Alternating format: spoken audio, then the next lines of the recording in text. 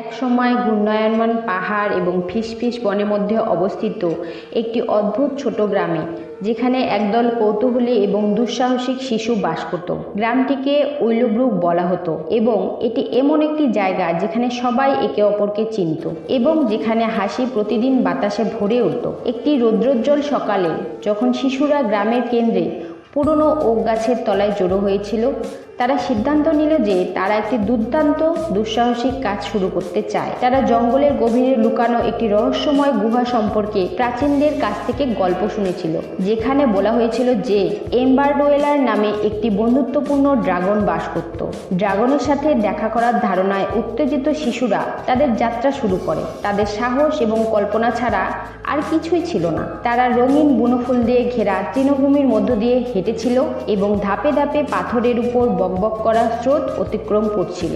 তারা বনের গভীরে প্রবেশ করার সাথে সাথে গাছগুলি আরো লম্বা হতে থাকে এবং সূর্যের আলো ঝিকিমিকি করে পাতার মধ্যে দিয়ে ফিল্টার করে। কয়েক ঘন্টা হাঁটার পর তারা একটি ক্লিয়ারিংয়ে হোঁচট খেয়েছিল, যার মধ্য দিয়ে একটি ছোট ঝকঝকে স্রোত বয়েছিল। বাচ্চারা বিশ্রাম নেওয়ার সিদ্ধান্ত নিয়েছিল এবং নরম শ্যালার উপর বসে গল্প এবং স্ন্যাক্স ভাগ করে নিয়েছিল। হঠাৎ তারা ঝোপের ভিতর থেকে একটি খসখসে আওয়াজ শুনতে পেল। হৃৎপিণ্ডের স্পন্দন নিয়ে তারা পাতার মধ্য দিয়ে উঁকি মারল এবং দেখতে পেল একটি মহৎ প্রাণী, যার আঁশ গহনার মধ্য দিয়ে ঝলঝল করছে।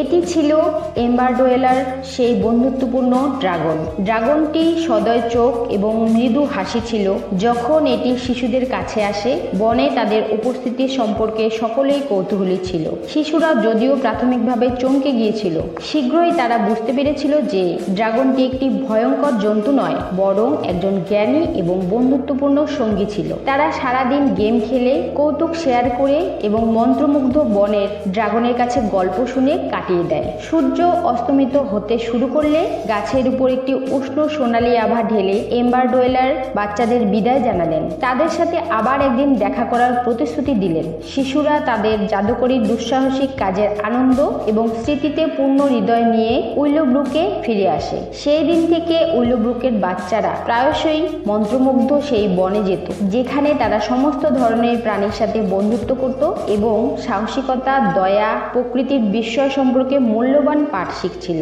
এবং সেই ড্রাগনের সাথে তাদের সাক্ষাতের গল্প উইলোব্রুকের মনমুগ্ধকর গ্রামে প্রজন্ম থেকে প্রজন্মান্তরে একটি প্রিয় গল্প হয়ে উঠেছিল।